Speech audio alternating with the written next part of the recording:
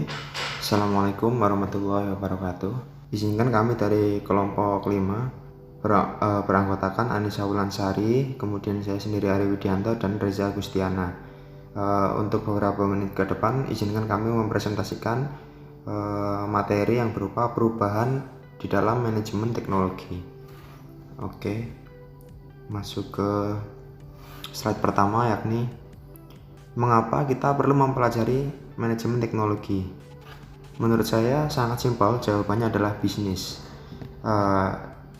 Dari perkembangan sistem informasi saat ini menjadi salah satu bukti bahwa dunia saat ini sangat bergantung kepada teknologi untuk setiap aspek kehidupan. Informasi adalah satu-satunya tujuan manusia untuk melakukan interaksi serta sosialisasi. Namun, cara-cara manual seperti ini tidak dinilai lagi efektif untuk bisnis.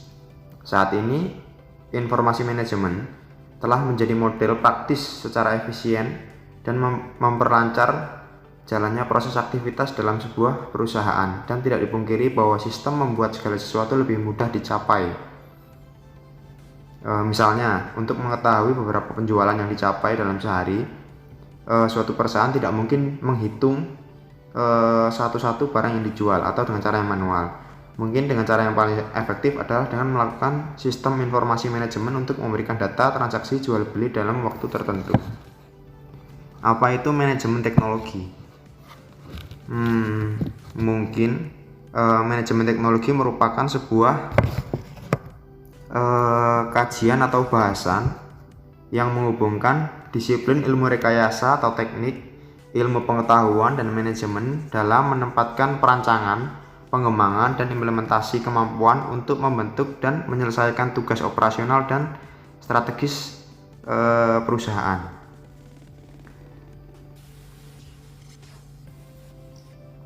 Operasional tersebut berkaitan dengan teknis keilmuan teknologi. Nah, teknologi ini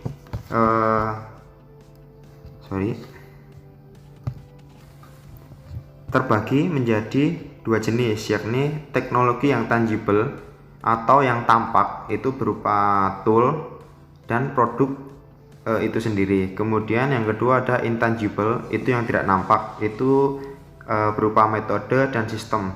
Kalau di perusahaan saya itu namanya sistem Oracle, mungkin seperti itu. Kalau diumpamakan dengan komputer, berarti itu ada seperti hardware dan software, mungkin seperti itu. Assalamualaikum warahmatullahi wabarakatuh. Izin memperkenalkan diri, nama saya Reza Agustiana Ramadan, NIM 191151095. Saya di sini akan melanjutkan presentasi dari teman saya, yaitu Mas Ari Widianto. Di sini ada 3 mantra utama teknologi, yaitu yang pertama teknologi komputer, yaitu suatu yang menjadi pendorong utama perkembangan teknologi informasi. Yang kedua ada teknologi telekomunikasi yang menjadi inti proses penyebaran informasi. Dan yang ketiga ada muatan komunikasi atau bisa disebut dengan konten informasi yang menjadi faktor pendorong utama implementasi teknologi informasi. Berikutnya ada fungsi manajemen teknologi dan konsep manajemen teknologi. Dari fungsi manajemen teknologi, yang pertama yaitu meningkatkan produktivitas dalam perusahaan, sehingga hal tersebut secara tidak langsung berpengaruh pula pada peningkatan standar perusahaan sebagaimana yang disebutkan oleh Clark 1985. Yang kedua, bisa menjadi kunci keberhasilan, karena dengan adanya teknologi perusahaan bisa memperoleh inovasi yang lebih sesuai dengan kebutuhan pasar dan mencapai hasil maksimal dalam konsepnya. Pengelolaan teknologi memiliki beberapa komponen penting. Yang pertama bisa disebut dengan technoware, yaitu kecanggihan pada mesin, dan humaware, yaitu kecanggihan pada sumber daya manusia. Teknologi juga bisa dikenal sebagai infoware, yang berarti teknologi dari data, serta orgaware yang bermaksud teknologi dalam organisasi. Setiap komponen akan berjalan dengan saling melengkapi untuk sampai ke tujuan tertentu. Berikutnya ada penjelasan dari sejarah 3 mantra yang tadi disebutkan. Dari kenyataan sejarah, dunia mencatat masing-masing dari ketiga mantra penyusun teknologi informasi di atas pada awalnya berkembang saling terpisah. Teknologi komputer berkembang dalam lingkungan matematika dan cenderung lebih teoritis. Sedangkan teknologi telekomunikasi berkembang luas dalam dunia bisnis dan ekonomi menjadi pilar pendukung teknologi transportasi dalam revolusi industri. Dan sedangkan ilmu informasi muncul pada awal Perang Dunia Kedua. Kemenangan dan kekalahan sebuah pasukan medan perang kedua ditentukan oleh akurasi informasi. Setelah konsep ilmu informasi berkembang pesat, sehingga 3 matra penyusun teknologi informasi tersebut mulai berkembang secara konvergen mengikuti konsep ilmu informasi yang semakin matang. Mungkin cukup sekian presentasi dari saya. Presentasi slide berikutnya mungkin akan dijelaskan oleh saudara saya. Baik, bismillahirrahmanirrahim. Assalamualaikum warahmatullahi wabarakatuh. Sebelumnya izin memperkenalkan diri terlebih dahulu. Nama saya Anissa Ulansari. Baik, langsung saja ya Nisa lanjutkan. Sini Nisa mau share screen terlebih dahulu ya.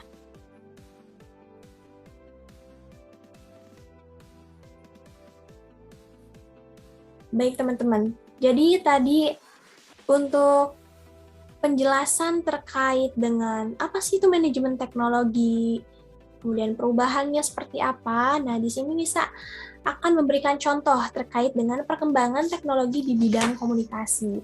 Nah, di sini ada tokoh-tokoh nih, kemudian ada juga tahunnya 1835 sampai 1985.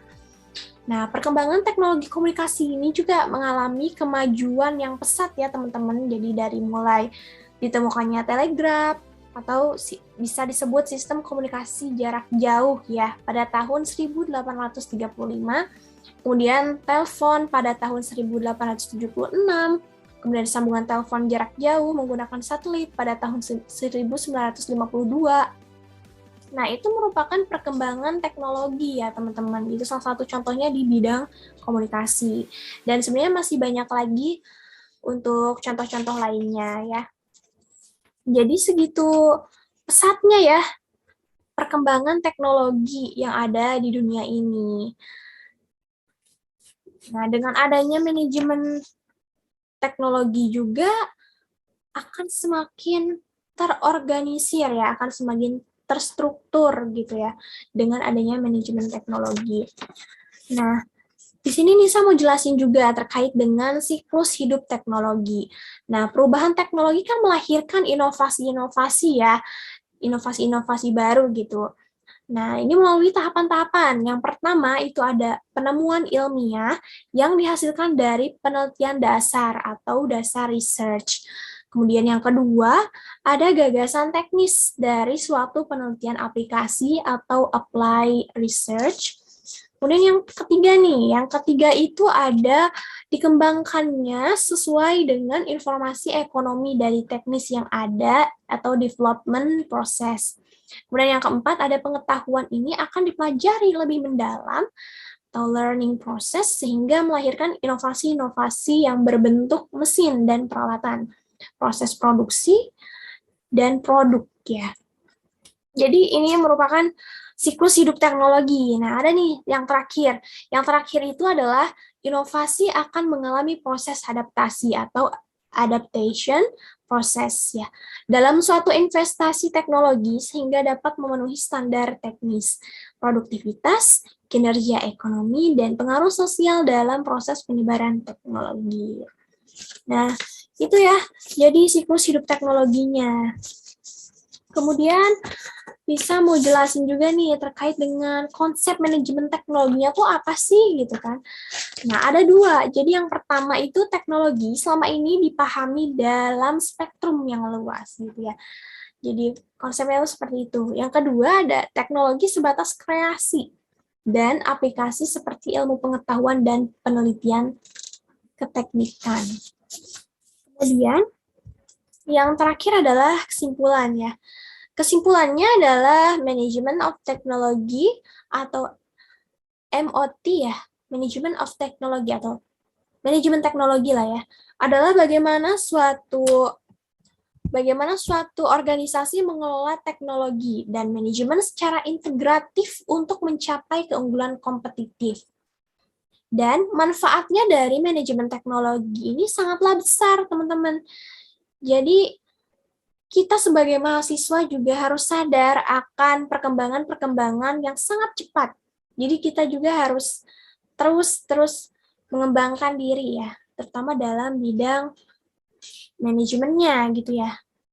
Nah, maka dari itu, kita sebagai penerus bangsa haruslah paham terkait apa saja yang harus diketahui dari manajemen teknologi itu sendiri. Dengan belajar manajemen teknologi juga, kita diharapkan dapat meningkatkan daya saing produk, bisnis, atau perusahaan. Jadi sebenarnya, dengan kita mempelajari manajemen teknologi, maka kita akan lebih maju gitu, apalagi ketika kita memposisikan kita sebagai atasan gitu ya, dengan kita mengerti teknologinya seperti apa, manajemennya seperti apa, maka insya Allah ya kita akan mampu meningkatkan daya saing produk ya seperti yang dijelaskan di sini. Dan perubahan-perubahannya itu kita harus cepat untuk mengikuti perubahan tersebut gitu ya. Baik, mungkin sekian yang dapat kami sampaikan. Kurang lebihnya mohon maaf ya teman-teman apabila masih ada yang kurang jelas, kurang lengkap juga. Baik, terima kasih banyak. Mungkin ditutup dengan saya ya. Terima kasih banyak. Assalamualaikum warahmatullahi wabarakatuh.